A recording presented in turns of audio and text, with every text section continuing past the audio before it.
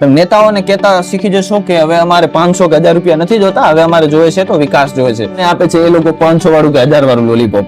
એ જે લોલીપોપ છે 500 કે 1000 રૂપિયામાં તમે લઈ લો છો, અંધશ્રદ્ધામાં ડૂબી ના જતા, કારણ કે અંધશ્રદ્ધા એકવાર તમને લઈ ડૂબશે. નમસ્કાર મિત્રો, મારું નામ છે ભરત અને તમે જોઈ રહ્યા છો bring by Bharat YouTube channel. આજે હું એક ગંભીર વિષય પર વાત કરવા જઈ રહ્યો છું, તો તમે શાંતિથી આ વિષયને સમજશો અને સાંભળશો અને વિડીયોને પૂરો જોશો એવી આશા રાખું છું. આ જે વિષય છે એ છે આપણે ફ્રીબીઝ રેવડી યોજના અને જે ફ્રી વ્હીલ છે. ચૂંટણીની મોસમો આવતી હોય છે, 5 વર્ષે કે અમુક પેટા ચૂંટણીઓ થતી હોય છે, તો 1.5 વર્ષે 2.5 વર્ષે ચૂંટણીઓ તો આવતી જ હોય છે. અને એ ચૂંટણીઓ આવે ત્યારે જે સૌથી મહત્વનો ચર્ચાનો વિષય બનતો હોય છે તે છે રેવડી યોજનાઓ, ફ્રીબીઝ. એટલે કે મફતની અંદર કંઈક ને કંઈક આપી દેવું. મહિલાઓને 1000 રૂપિયા ખાતામાં આપી દેવાના વચનો, કે પછી ખેડૂતોને 1000 કે 500 રૂપિયા ખાતામાં દર મહિને નાખી દેવાના વચનો, કે રાજકારણની આ બજારમાં દરેક વાદા પર પડદો છે. જે રેવડી મફત દેખાય છે એ અસલમાં તમારા જ ટેક્સનો કરજો છે. આ એક બહુ ખરેખર સમજવા જેવી વસ્તુ છે. અત્યારે મેં શાયરી કરી એના ઉપર તમે થોડુંક ગૌર કરજો. શું ખરેખર દુનિયામાં કંઈ મફત મળે છે? જ્યારે કોઈ નેતા તમારા વિસ્તારમાં આવીને મફત વીજળી દર મહિને બેંક ખાતામાં કેશ કે સ્માર્ટફોન આપવાનો વાયદો કરે છે, તો શું તે ખરેખર તમારી મદદ કરી રહ્યો છે કે પછી તમારા વોટની બોલી લગાવી રહ્યો છે, તમારો વોટ વેચાઈ રહ્યો છે? તો એના ઉપર વાત કરશું. નમસ્કાર મિત્રો, બીજી વાર કહું છું, હું છું ભરત, ફ્રેન્ક બાય ભરતમાં તમારું સ્વાગત છે. આ એપિસોડમાં આપણે વાત કરીશું એવા મુદ્દા પર જે સીધો તમારા ખિસ્સા અને દેશના ભવિષ્ય સાથે જોડાયેલો છે, રેવડી પોલિટિક્સ. આજે આપણે કોઈ 1-2 જિલ્લાની નહીં, સમગ્ર ગુજરાતના અને દેશના જે રાજકારણ છે એના અંદર જે શોર્ટ ટર્મ ફ્રીબીઝ રાજ્યની ઇકોનોમી અને લોકશાહીને અંદરથી ખોખલી કરી રહી છે એના ઉપર વિસ્તૃત ચર્ચા કરવાના છીએ. મતદાનમાં ફ્રીબીઝનો, ફ્રી વ્હીલનો અર્થ શું છે? સ્વતંત્ર ઈચ્છા, એનો મતદાનમાં શું અર્થ થાય છે? તો લોકશાહીની સૌથી મોટી તાકાત છે તમારો વોટ. પરંતુ આ તાકાત ત્યારે જ કામ કરે છે જ્યારે તેની પાછળ તમારી ફ્રી વ્હીલ એટલે કે સ્વતંત્ર ઈચ્છા હોય. તમે જે તે મતદાન કરવા જાઓ જે તે સમયે, ત્યારે તમારે કોને મત આપવો છે એમાં તમારી સ્વતંત્ર ઈચ્છા હોય. એ ઈચ્છા વગર તમે મત આપી દો તો એમાં એવા વ્યક્તિઓ રાજકારણની અંદર આવી જાય છે, સત્તામાં આવી જાય છે કે જેઓ કામ નથી કરવાના, ફક્ત રેવડી યોજનાઓ લાવવાના છે જેથી કરીને બીજી વાર પણ તમે એમને મત આપો, પણ જે અસુવિધાઓ છે, પાયાની મુખ્ય સમસ્યાઓ છે તમારા જે તે વિસ્તારની અંદર, એ ક્યારેય પણ સોલ્વ નથી થવાની. તો સ્વતંત્ર ઈચ્છાનો અર્થ માત્ર ઈવીએમ મશીન પર જઈને બટન દબાવવું નથી હોતો. સાચા અર્થમાં ફ્રી વ્હીલ ત્યારે શક્ય બને છે જ્યારે તમારી પાસે 3 વસ્તુઓ હોય, એટલે કે સાચી અને સચોટ માહિતી. જે તે નેતા છે, જે તે વ્યક્તિ ઉમેદવાર છે, તેની સાચી અને સચોટ માહિતી હોય તમારી પાસે કે આ વ્યક્તિ કેટલી હદે સારો છે, કેટલો સારું કામ કર્યું છે અને કેવી સેવા કરે છે અને શું એના ભાવ છે દેશ પ્રત્યે, વિસ્તાર પ્રત્યે કે લોકો પ્રત્યે. કોઈ પણ પ્રકારના દબાણ કે લાલચ મુક્ત વાતાવરણમાં કોઈ પણ દબાણ ના હોય, કોઈ બી નેતા તમને દબાવીને ધમકાવીને એમ ના કે અમને જ મત આપો, કોઈ પણ એવું વાતાવરણ ના હોય કે દંગા પ્રસાદ ના થતા હોય કે આ વ્યક્તિને મત નહીં આપી તો આપણને પતાવી નાખશે આ લોકો, એવું બીક વગર તમે મત આપવા જાઓ. અને લાંબા ગાળાના હિતોની સમજ હોવી જોઈએ કે લાંબા ગાળાના હિતો એટલે શું. લાંબા ગાળાના હિતો એટલે કે તમે જે તમારા વિસ્તારોની અંદર અસુવિધાઓ થઈ રહી છે, કે ગટર ઉભરાવાની પ્રોબ્લેમ હોય, કે તમારા વિસ્તારની અંદર બસ સ્ટેશન ન હોય, કે તમારા વિસ્તારની અંદર રોડ રસ્તાઓ સારા ના હોય, આ જે બધી સમસ્યાઓ હોય એ સમસ્યાઓ લાંબા ગાળાની અંદર સોલ્વ થશે કે પછી તમને 500 કે 1500 રૂપિયા આપીને આ લોકો ભોળવી ગયા છે, એ બી ખૂબ જ મહત્વની વસ્તુ છે. અને જ્યારે તમે લાંબા ગાળાના વિકાસ, સારા રસ્તા, શિક્ષણ પ્રણાલી અને રોજગારીના આધારે વોટ આપો છો તો તે તમારો સ્વતંત્ર નિર્ણય છે. પરંતુ જ્યારે તમે ચૂંટણીના બરાબર 1 મહિના પહેલા મળતા 1000 રૂપિયા કે મફત ટીવીની લાલચમાં આવીને વોટ બદલી નાખે છે, તો તે તમારી આઝાદી નથી પણ મજબૂરીનો એક સોદો થયો છે. રેવડી અને કલ્યાણ વચ્ચેનો તફાવત. ઘણા લોકો પૂછે છે કે સરકાર ગરીબોને મફત અનાજ આપે છે કે પછી ચૂંટણી પહેલા મફત વીજળીની જાહેરાત કરે, બંને સરખું જ છે ને? ના, અહીં જ સૌથી મોટો તફાવત એ છે કે જેને આપણે સમજવાનો છે. એક્સપર્ટ અને સુપ્રીમ કોર્ટ દ્વારા જે મહત્વના મુદ્દાઓ આપવામાં આવ્યા હતા રેવડી યોજના ઉપર અને કેટલી હદે આ નુકસાનકારક છે તેના પર થોડીક ચર્ચા કરશું. આખા ગુજરાતનું ઉદાહરણ લઈએ તો સમગ્ર ગુજરાતની જનતા હંમેશા પોલિસી અને વાસ્તવિક કામગીરી પર વિશ્વાસ રાખે છે. આજે ધ હિન્દુ અને લોકનીતિના એક ડાટા પ્રમાણે વાત કરી રહ્યો છું. એનાલિસિસ મુજબ 2022ની ગુજરાત વિધાનસભાની જે ચૂંટણી હતી એમાં વોટર્સે માત્ર હવામાં થતા વાયદાઓ પર નહીં પરંતુ વાસ્તવિક યોજનાઓ પર વોટ આપ્યો હતો.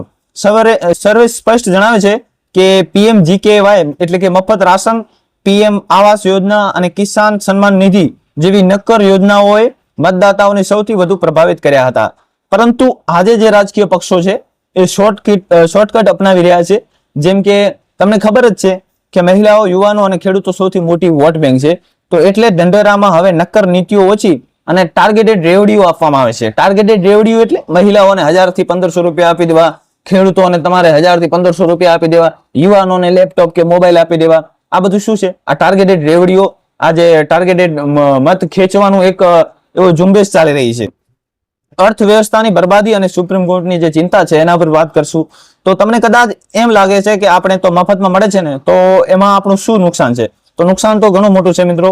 અને એના ઉપર વાત કરી તો આર્થિક જે રિસર્ચના રિપોર્ટ છે, સોશિયલ સાયન્સ જર્નલ્સ જણાવે છે કે જ્યારે રાજ્ય સરકારો પોતાની આવકનો મોટો હિસ્સો મફતની યોજનાઓ પાછળ ઉડાડી દે છે, ત્યારે તેમની પાસે કેપિટલ એક્સપેન્ડિચર માટે પૈસા બચતા નથી. એટલે કે નવી હોસ્પિટલો, સરકારી શાળાઓ, શિક્ષકોની ભરતી, ખેડૂતો માટે સિંચાઈના પ્રોજેક્ટ્સ કે પછી ડ્રેનેજ સિસ્ટમ સુધારવા માટે સરકાર પાસે બજેટ નથી હોતું.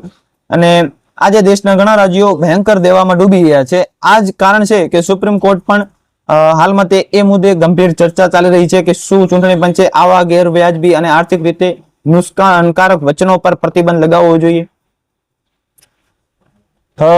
આ જે મુદ્દાની વાત કરી હતી એમાં એક મહત્વની વસ્તુ એ પણ હું કહી દઉં, અમે લોલીપોપ સાથે જ લાવ્યા છીએ. 5 રૂપિયાનું લોલીપોપ અમને મળે છે અને આ એ જ લોલીપોપ 5 રૂપિયામાં તમને સસ્તું મળી જાય છે. તમને આપે છે એ લોકો 500 વાળું કે 1000 વાળું લોલીપોપ. એ જે લોલીપોપ છે 500 કે 1000 રૂપિયામાં તમે લઈ લો છો. તો હવે આ લોલીપોપ ની વાત કરું તો અત્યારે હું પેકેટ ખોલીને ખાવા બેસું તો આ લોલીપોપ 5 મિનિટમાં પતી જાય. એમને એમ તમારા 1000 રૂપિયાનું જે લોલીપોપ છે ને એ 5 દિવસમાં, મેક્સિમમ 5 દિવસની અંદર પતી જાય એમ. અને એના પછી તમે શું કરવાના છો એ તમને ખબર છે. એના પછી તમારે ભીખ જ માંગવાની છે. જો તમારે સારો વ્યવસાય હોય કે સારું એવું કામકાજ હોય તો બરાબર છે, બાકી તો તમે જાણો જ છો કે પરિસ્થિતિ કેટલી વિકરાળ છે અત્યારે. તો એ જે પરિસ્થિતિ છે એ સોલ્વ થાય એ પણ એક મુદ્દાની વાત છે. અને બીજી મુદ્દાની વાત છે કે તમારા જે તે વિસ્તારની અંદર અસુવિધાઓ થઈ રહી છે એનું પણ થોડું ઘણું સમાધાન થાય, એ પણ એક મુદ્દાની વાત છે. એ બધું ક્યારે થશે? જ્યારે તમે આ રેવડી યોજનાઓને ત્યજી દેશો. તમે નેતાઓને કહેતા શીખી જશો કે હવે અમારે 500 કે 1000 રૂપિયા નથી જોતા, હવે અમારે જોઈએ છે તો વિકાસ જોઈએ છે. અને અત્યારે તમે ઘણી જગ્યાએ જુઓ તો કચ્છ કેનાલની વાત કરીએ તો કચ્છ કેનાલની અંદર પાણી રોકાઈ ગયા છે, કારણ કે ચૂંટણી સ્થાનિક સ્વરાજની પતી ગઈ છે. તો સ્થાનિક સ્વરાજની ચૂંટણી પતીને તરત પાણી રોકવામાં આવ્યા. તો આ પણ એક શું હતું? આ પણ એક રેવડી યોજના ટાઈપ જ હતું એમ, કે જેમાં તમને લોલીપોપ આપવામાં આવ્યું થોડીક વાર માટે. એ લોલીપોપને તમે હાથમાં રાખ્યું અને જ્યારે તમે ખાવા ગયા ત્યાં તો ચૂંટણી પતી ગઈ એટલે લોલીપોપ તમારી પાસેથી પાછો લઈ લેવામાં આવ્યું. એટલે આ વસ્તુને સમજવાની જરૂર છે. અત્યારે અમે વિડીયોઝ બનાવી રહ્યા છીએ. ઘણા લોકો 50 માંથી 10 લોકો સમજશે આ મુદ્દાની વાતને, અને 50 માંથી 40 લોકો જે ગમે તેવા ભક્તો હોય એ લોકો એ બીજી બાજુ જતા રહેશે. તમને ખબર છે હું કોની વાત કરી રહ્યો છું? અંશરદામાં ડૂબી ના જતા, કારણ કે અંશરદા એકવાર તમને લઈ ડૂબશે. અને હવે વિડીયો પૂરો કરતા પહેલા એક બીજી શાયરી યાદ રાખજો. રાહતોના નામે આ રાજકારણ રમી જાય છે, એક હાથે આપીને 2 હાથે લૂંટી જાય છે. મિત્રો, આખરે નિર્ણય તમારે જ લેવાનો છે. અને આપણે કોઈ ભીડનો હિસ્સો પણ નથી. આપણે એક જાગૃત નાગરિક છીએ. હવે પછી જ્યારે પણ કોઈ નેતા તમારી પાસે આવે ત્યારે તમે એમને 3 પ્રશ્નો પૂછજો. જે કડક પ્રશ્નો તમારે એમને પૂછી લેવાના. અને હું ગેરંટી આપીને કહી રહ્યો છું કે એ 3 માંથી એક પણ પ્રશ્નનો જવાબ એ લોકો નહીં આપી શકે, કારણ કે આપણે એવા જ નેતાઓ પસંદ કરી રહ્યા છીએ કે જે લોકોને ખાધાની પણ ખબર નથી પડતી. તમારો લોંગ ટર્મ પ્લાન શું છે? શું તમે ફક્ત થોડા રૂપિયાનું ભથ્થું જ આપશો કે કાયમી રોજગારી ઊભી કરશો? આ યોજના માટે ફંડ ક્યાંથી આવશે? શું આના માટે તમે ભવિષ્યમાં અમારા પર જ ટેક્સનો બોજ વધારશો? શિક્ષણ, આરોગ્ય અને રસ્તાઓને લઈને તમારો જૂનો ટ્રેક રેકોર્ડ શું કહે છે?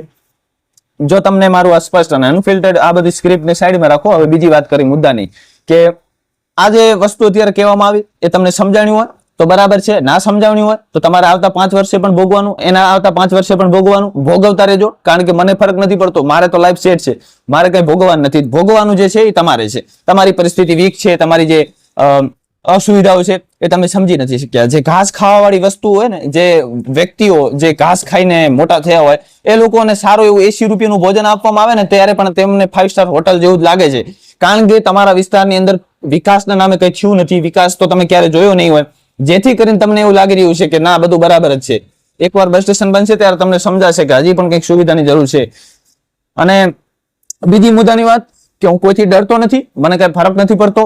જે લોકો ચૂંટાયા છે એ લોકોમાંથી બહારની વાત તો નહીં કરું, પણ મારા વિસ્તારની વાત કરું તો જે લોકો લાગુ પડતા છે એમને લઈ લેવું કે આવતા 1 વર્ષની અંદર કે 2 વર્ષની અંદર કોઈ પણ એવા કામ ન થયા તો હું ખુલ્લેઆમ બોલીશ, મને ફરક નથી પડતો.